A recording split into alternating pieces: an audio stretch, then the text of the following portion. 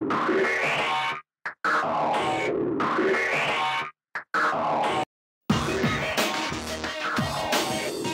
Johnson was homeless at 21 and became a multi-millionaire by 23.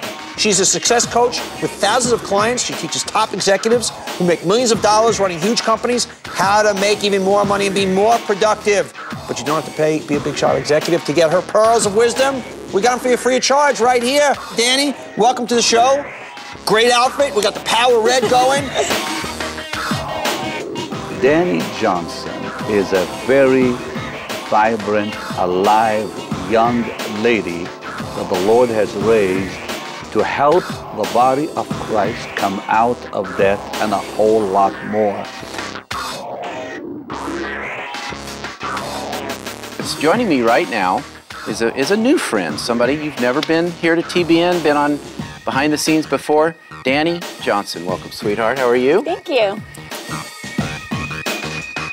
You want to sit down, open up your heart, be ready to be challenged, excited, and blessed. Dani Johnson is with us today.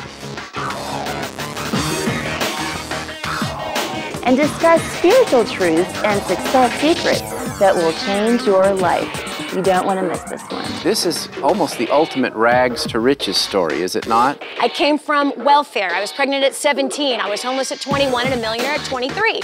I grew up in a home where my parents were complete drug addicts. My father was 6'10", 350 pounds and violently abusive. I was in every way you could imagine abused, from physically, emotionally, sexually abused from the time I was 3 until I was 16. Moved out of the house when I was 16 because of it. I heard every wicked thing you could imagine. I was called every wicked name you could imagine. I was told I was stupid, ugly, fat. I was never going to amount to anything, and you'll never do anything right. You'll never succeed at anything. And I wholeheartedly believed what he said to me. When I was 17, I got pregnant by the deacon's son, and you can imagine how well that went over. It didn't go over well at all, but it was a horrible thing, and I walked away from God at 18 because of the judgment of the people in the church. And I said, God, if I have to be anything like your people, I want nothing to do with you.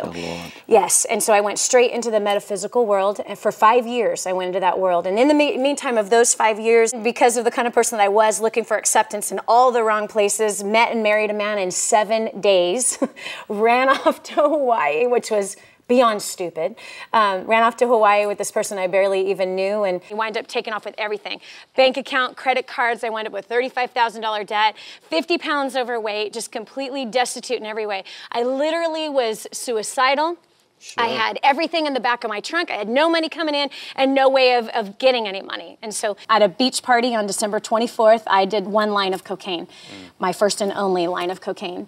And the next day we were at another beach party, and I was fiending for it, Paul. I would have given anything. I had hit such a low point that everything in my body craved for another line of cocaine. So I'm searching for it all over the place, and people are looking at me like I was crazy, and I was frustrated. I went into the ocean, and I dove underneath this big wave and came up.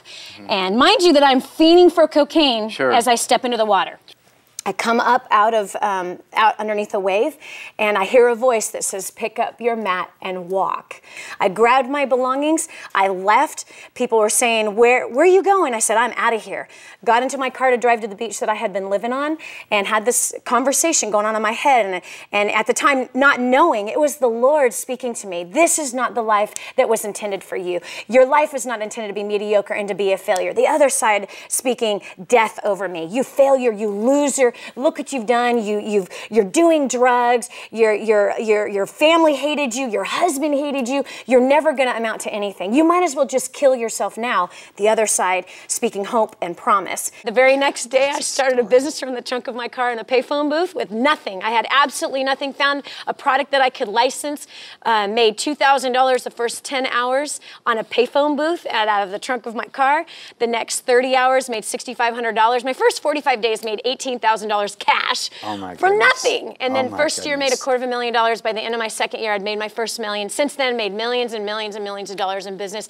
Also started a training and management company where I trained up other business people as well as people that weren't in business, just people that wanted to improve their lives, learning people skills and marketing skills, and moms learning how to raise their children. And I have 5 children. I've got 2 grandchildren. And so after that's amazing. I know. That's amazing. It blows my mind Let's say too. that again.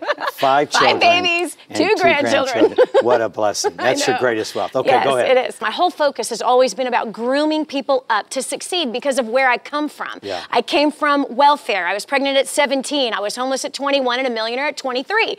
And so with coming from where I came from, it was so simple for me to just do a few things and to become very successful. When I first started, it wasn't about how much money could I make fast so I could get out of living out of my car. It truly was about who can I create success and results for now. And I did so. And that's been truly the biggest part of our marketing plan from day one. Who can we help to succeed? Who can we help get results with whatever product or service that it is that we offer? In just 4 years, collected 100,000 clients. Within our first year, we wound up going out on a Saturday night and I started preaching the word on a Saturday night because it's a 2-day seminar. And I equip people biblically. They don't know it's the Bible when they first come in the door by any stretch of the imagination, where we are cloaked in everything that the world desires. They want success. They want to make money. They want to be happy, and that is what we teach them how to do. We teach them specifics and strategic points in marketing. We teach them strategic points in communication skills and relationship marketing. I believe that it doesn't matter where you come from. I believe that it doesn't matter who you are. It doesn't matter what your past is. It doesn't matter what your parents did or didn't do. It doesn't matter what you've done or didn't do. My God is a redeemer, and it doesn't matter because the future is what is at hand for us. So oftentimes what we do with our lives is we don't take any responsibility at all for where we're at. Either for example, in the Christian world, we blame the devil for half of the things or the consequences that we've caused in our own lives. Seed that we've sown that has not been seed that has been properly sown or put in the right places. Whether we've sown greed without knowing it, whether we've sown competition in a way that is not healthy, whether we have sown hatred and malice and jealousy or judgment or criticism, condemnation or bitterness, we have all done these things without even knowing it. It's almost as though it's just fruit that's fallen out of us all over the place, and we don't even take a moment to look at it. We're so busy looking at everybody else's fruit and not taking responsibility. So for example, right now, if you were in a job... You are really good. You are good. I like that. Keep going. I'm listening. Marketplace pays for value. One size fits all for success. And I truly believe this because the truth is people are not loyal to products. They are loyal to people. And it's the person that has the ability to pull the best out in others, the ability to make great relationships with their clients as well as with the public are the ones in a recession that are going to be truly recession proof. You'll be the #1 recommended person for whatever it is that you do based on how you do it, people. Your heathen competitors, my brothers and sisters in the marketplace, your heathen competitors are out there collecting all those profits. And where are they taking it? Into the kingdom of darkness of pornography and greed and gluttony and lust and seduction. But God, if he can trust you with that money and you have the skill sets to do it, then guess what? That money is coming into the kingdom of heaven and building and developing the kingdom of heaven. I believe wholeheartedly that God will raise up those who are ready and available, that want to know and understand his laws and his truth concerning the marketplace, concerning success, concerning being promoted, concerning getting out of debt, concerning being financially free, and having flourishing relationships with your spouse and your children, not to mention grooming those children up to succeed instead of grooming them for mediocrity and grooming them for failure, but instead teaching them God's principles. But the point is this, that we equip people not only how to manage their money, not only how to pay off debt no matter if they increase their income or not, we also teach them how to manage their time. People are working harder than they've ever worked, but are further in debt than they've ever been. And that's not godly, it's not right, it is not God's will for anybody's life to sacrifice their kids for their stupid big house or for their big fancy car. It is not what is in the will of God for any of us. Whatever circumstance you're going through right now, this is not for any other reason but to have God work a miracle in your life, that you would be one that would influence other people because of what God has brought you through, just as I'm talking to you right now. Because if I still was homeless, if I still was overweight, if I still was the pathetic failure that I was, I would not have the influence that I have here right now. And so I believe that whatever you're going through, just as Joseph went through something, Joseph was in a pit, that was for design. I believe it was for a testimony to come out and say, look what God brought me through. I believe that God has something for you. That's why you're watching this right now. Right. Please step up, get up, do something, and don't stay the same. That's not where you're supposed to be.